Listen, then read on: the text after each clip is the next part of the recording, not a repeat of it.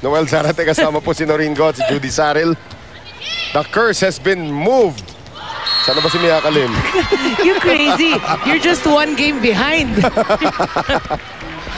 First point belongs to the Philippine Army after that missed hit from Janine Marciano. And if it's Fun Family Pizza, it's gotta be Shakey's. Tina Salak. Yeah, no, I was saying actually, Army refused to give it. Lumaban sila and then they won it pa. So Mary Jean Balse and came to life there in the end of that fourth set. This is now an 8-1 run dating back to the fourth set. Para sa koponan ng Philippine Army, nakuha po nila yung unang 2 puntos dito sa ating fifth set, race to 15. Axel is the official outfitter of the Shakey's V-League. Chisayet! Ginulat si Tinagno. Boy, Chisayet really in today's game. Splendid. Splendid. Totally spot on. And Mikasa is the official ball of the Shakey's V-League. Great serve there coming from Sayet.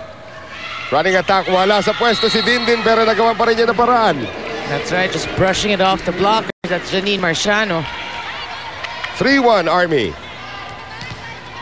Dindin Santiago, the monster serve.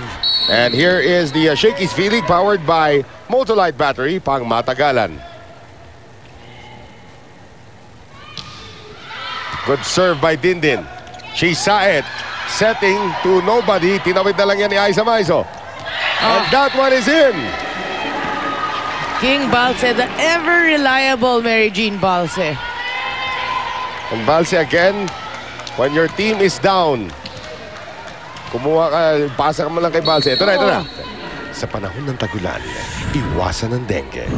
Lion Tiger Katolang gamitin. Proudly Philippine-made. Ano yun? Ano nangyari sa hangin natin? Bigla nagkaroon na... Naubo yung hangin. Naubos ang hangin.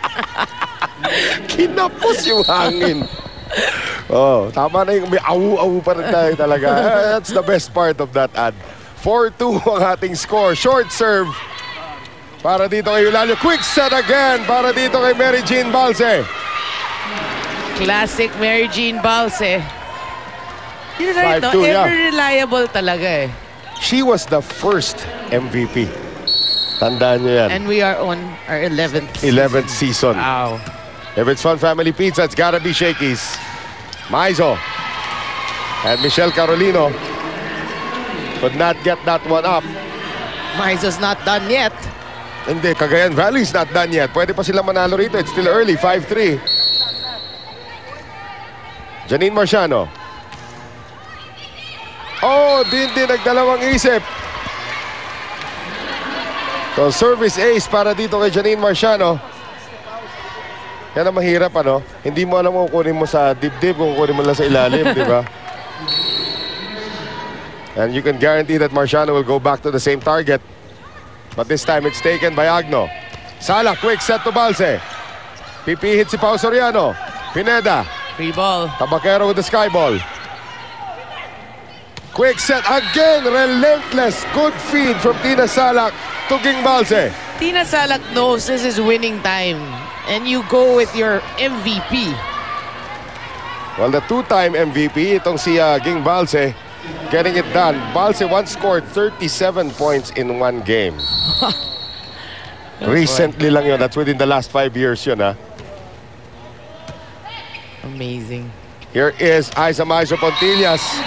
Di pa daw siya tapos. Isa lang po ang abante rito ng Philippine Army. Now the challenge for Cagayan is when Pontillas is in the back row, the front players have to step up. That will be Pao Soriano. Yes. And Angueta Baquero. Served by Maizo. Salak, combination. Aganon, dug up there by Pineda. Habol si Saet. Angueta Baquero. Naabangan na naman ni Tina Salak. But this time, Salak wins. Oh, Salak gets that over Tabaquero. Kanina pa siya tinatawiran nito si Tabaquero. And now Balse. Nasa likuran. 2-point lead for the Lady Troopers. Good serve. Good reception, however, from Pontillas. And there is Tabaquero. It's been Tabaquero and Pontillas, the two former UST yes. Tigresses ang bumubuhay para dito sa Rising Suns. And now here's Pao Soriano, the former Adamson captain. Salak, combination, Santiago. And great defense there by Wenneth Eulalio. Oo, medyo nang gigil rin at that play si Dindin Santiago. At eto, tabla na po tayo, 7-all. Going the distance. Yan ang going the distance talaga. Noreen, go in the house, it goes the distance. Salak, combination, Santiago. Oh, nahanap yung sulok. Actually, miss-hit na yon, nahanap pa rin. Carmina Aganon. Filling in amiably actually for Rachel Andakis. Yep. Tabaquero. And that's a great dig there coming from Gonzaga. Carolino. Pineda. Saet. Tabaquero over the defense. Nicely done by Angge. Well, Angge doing it smart, no? Playing patient. Patient volleyball. Injury-free Angge Tabaquero. The most dangerous thing you could go up against kung ikaw yung Philippine Army. Serving for the lead. Good serve. Agno. Salak. Dindin. Walang blocker. Saet. Marciano. Salak ngayon. Quick set to Dindin. Chi Saet. Oh, trying to attack. Agno was there. Pineda. Saet. Marciano. Off speed. Long rally. Here is Carolino. Para sa tennis to, baseline lang muna. No? Here is Marciano. Gonzaga. Santiago. And Pineda cannot get to it. Well, Santiago used power na in that play to end that rally. 9-8 Army. Captain Salak or Corporal Salak outside the court. Captain in the court. Sige na. Good clarification, Baka pin-remote ko di ba?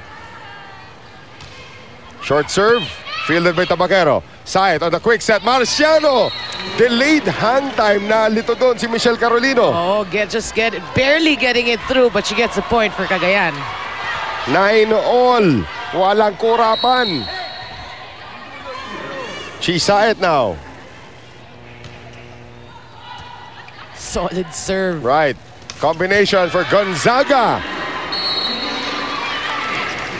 10-9. Ano sabi mo yung ending score? 30? 30-28. Actually, 32-30 is the record sa liga natin. Midnight na. Pero 32-30, fifth set yon. Record sa liga natin yon.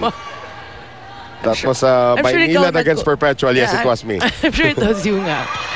Good serve. Pineda gets to it. Eto ngayon ang tulak ni Maizo. Back set. Gonzaga! Yep. She's coming to life here in the fifth set. 2-point lead is now a luxury para dito sa koponan ng Lady Troopers. Dito sa ating fifth set. Tignan natin itong huling play na to. Jovelyn Gonzaga using the combination play. At talagang yung cross-court ni Jovelyn ngayon, ang dami niyang tira doon. Ang dami niyang puntos from the cross-court. And Jovelyn that time using the blockers. And parang hindi nanalo ng MVP pa ito. Parang excited na excited. Right. She's a one-time league MVP and a one-time finals MVP. Actually, the reigning finals MVP kasi galing lang siya sa kampyonato with the Philippine Army last conference. Good serve by Dindin. Marciano lifts it up for Aiza Maizo. Combination play, Gonzaga again! A smart set by Tina Salak. Everybody thought she would go to Balse. Oo. So, 3 puntos na po, napakuna sa 9 points. This is 4 straight para sa Philippine Army. Finishing kick ang pinapakita rito against Cagayan Valley. And all this with Santiago in the back. Yep. Good serve again. Saet, quick set, Eulalio. Salak, sending it to Gonzaga. And Gonzaga again! Finding that hole there. Si Gonzaga has scored the last 4 ng ating laban. Yep, and that's a luxury already para sa Army. Dindin, kanina pa nagsaserve. Another good one from Dindin.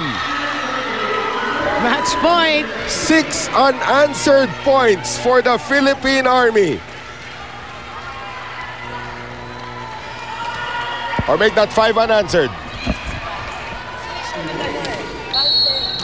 5 unanswered points.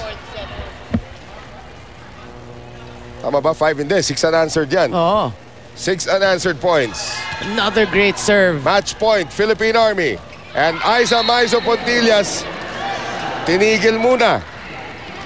Sabi ni si Dindin Santiago, nagtawad sila ng Salak. I was here already.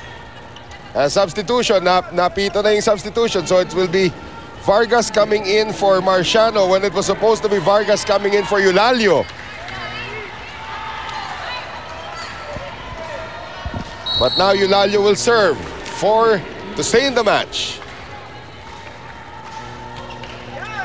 Sure serve. Salak, Balse, kinapos. That is 4 touches and 2 errors now. At eto na, palitan na. Ito yung tamang substitution dapat kanina. Now Benito comes in to serve Pressure for serve. Eulalio.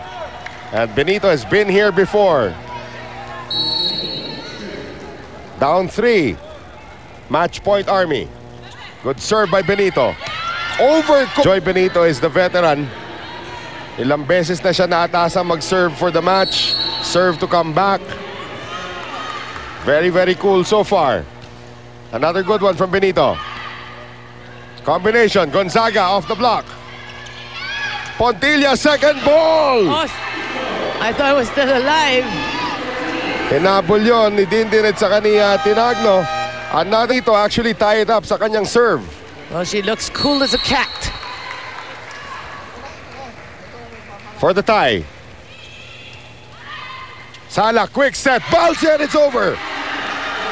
The Philippine Army survives a late rally by Cagayan Valley. And this is a very, very close